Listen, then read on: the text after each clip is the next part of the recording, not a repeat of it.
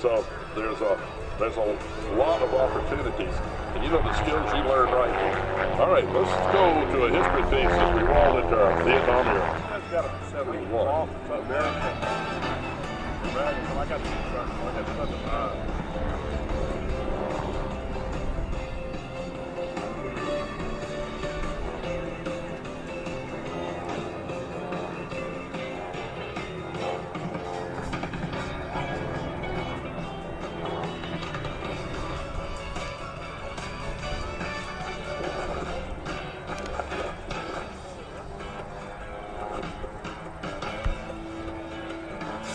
And right now we've got the O-2, the aircraft used in Vietnam as an observation aircraft. The O-1 was what we used to call the L-19. The O-2 is actually a Boeing 737. Well, it was drafted in the service, modified, because the push-pull arrangement gives a twin engine to an airplane with unrestricted visibility, and the O-2s were used to fly over the jungle and look for the bad guys.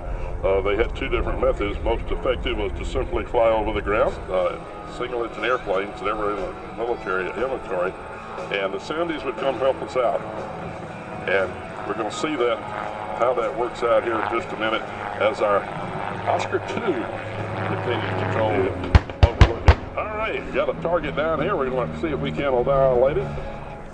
Hugh, as we begin to look at these aircraft from the Vietnam era, the last Vietnam era veterans are those who saw service in the Vietnam era, and those were the guys, excuse me, who really taught me how to be an airman, taught me how to be a man, taught me how to take care of my family.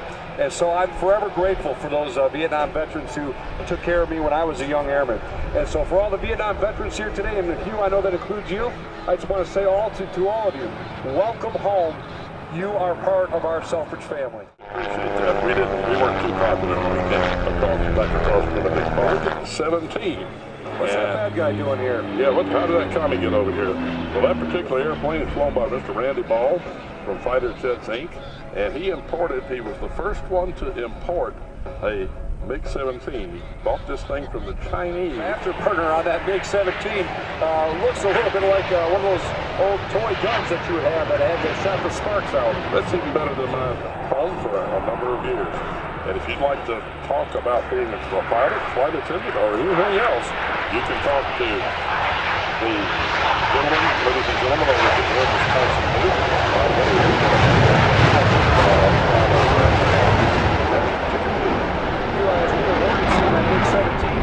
With our two observation aircraft up here. The cavalry's coming to rescue her. F-100 Super Sabre just rolled from left to right across us. And I believe they're going to see if we can learn our OV-1, and looks like he might be in trouble. Who's that behind him?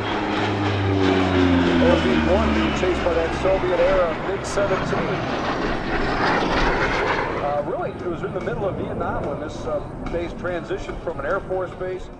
With the exception of the F-105, all of those Century Series aircraft operated here at Selfridge at one time or another, primarily in the 1960s, but some into the 70s.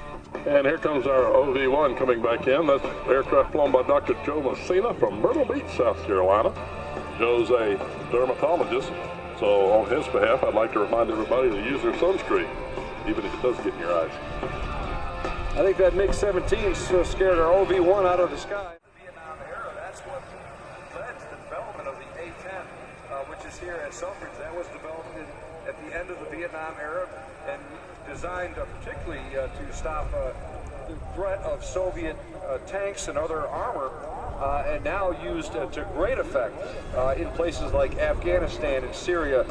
Again, flown by Michigan Citizen Airmen right here from Selfridge Air National Guard Base. All right, here we go. Looks like a step of the Chandler F-100. Let's see how this works out. Sailed by the Mig-17. That Mig-17F, 1918 is in a turret and attain a maximum speed of 700 miles an hour. 30,000 feet in only 3 minutes with an initial flown by over 20 countries. Or you can switch still fly these because of its famous heritage. It greatly will one of the best air show aircraft in the world because it can stay right in front of the crowd.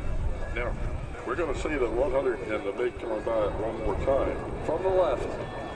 Now, the MiG-15 is what flew the skies of Vietnam, and the MiG-17 is a follow-on that includes that. Well, he was somewhere out over the left there. I believe the pilot was taking too long to look at the books out there and select some class. Like I said, a moment's distraction, and guess what happens to you?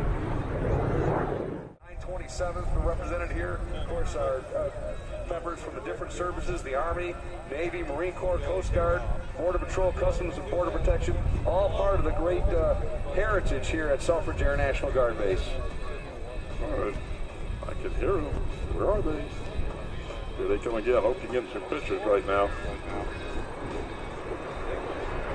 Uh-oh, that didn't work out too well. Mr. Mig, you have overshot.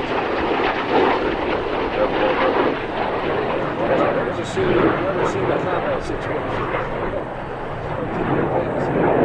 F-100 Super Sabre. That's part of the show here today. It's a very historic airplane.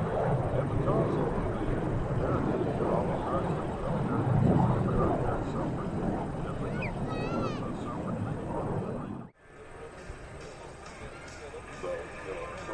also a visual flashlight after they found one.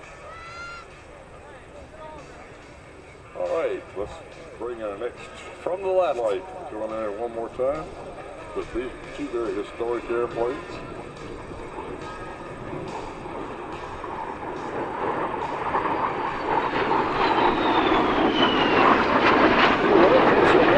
F-100 Super Sabre flies by. You can just see the exhaust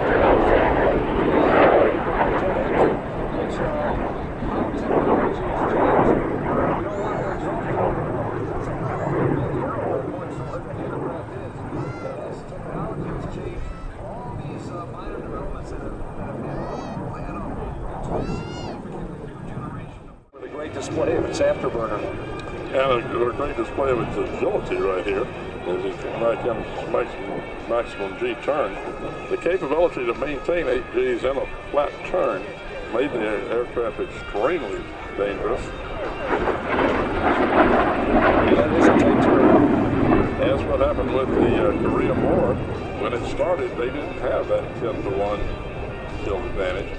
And the Air Force, realizing that they had lost a lot of the combat maneuvering or dogfighting skills from the Second World War, started the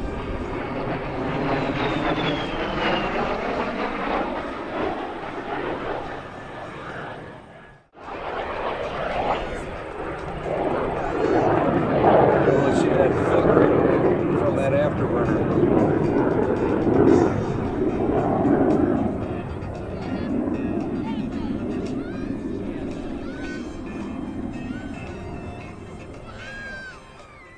George, one of our great Vietnam veterans watching this on the live stream, was an airborne trooper in Vietnam. And again, just a shout out to all of our airborne, or excuse me, all of our today. We salute you, and just are so proud to have you continue to be part of the Selfridge family. One of the first commanders here at Selfridge Air National Guard Base. This facility was known as the home of the generals back in the World War II era, because in the 1920s and 1930s, more than 150 future general officers, a number of very significant general officers began their career here, served here in command in the 1920s, later Curtis LeMay.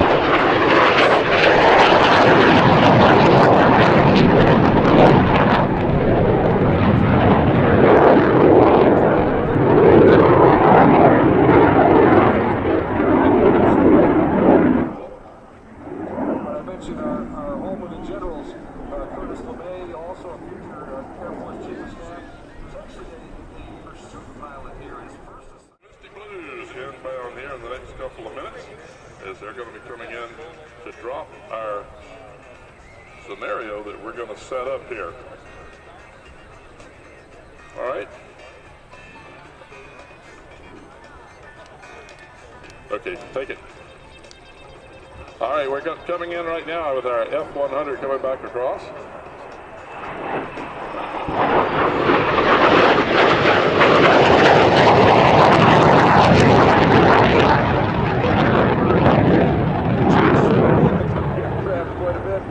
It also is drinking down a lot of fuel, and that's one of the reasons why the KC-135 that we're going to see here just a little bit later is such an important part of our Air Force today. Yeah, that flying filling station. Of course, as it goes by there, and about the fact that they were so expensive, and you know, when you're in that and being shot at, you're not looking at the price tag. Well, that much is certain as our MiG comes in, rolls from right to left. CSAR, Combat Search and Rescue. And Here comes our F-100 on approach, getting ready to touch down. So get your cameras ready to catch this drag chute.